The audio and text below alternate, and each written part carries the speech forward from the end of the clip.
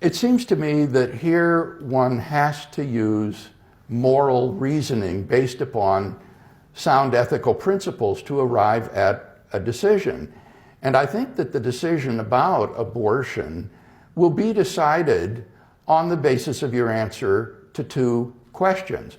One would be, do human beings have intrinsic moral value?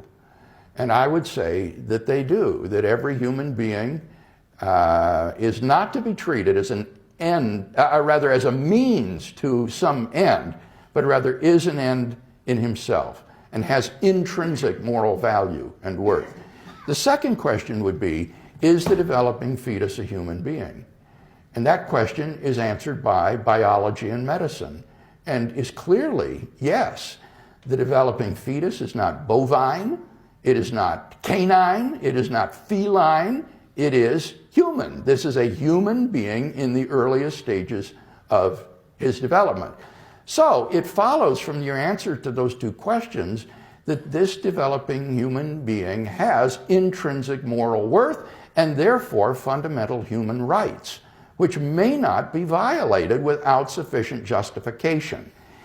Now, what would constitute sufficient justification? Probably something like saving the life of the mother.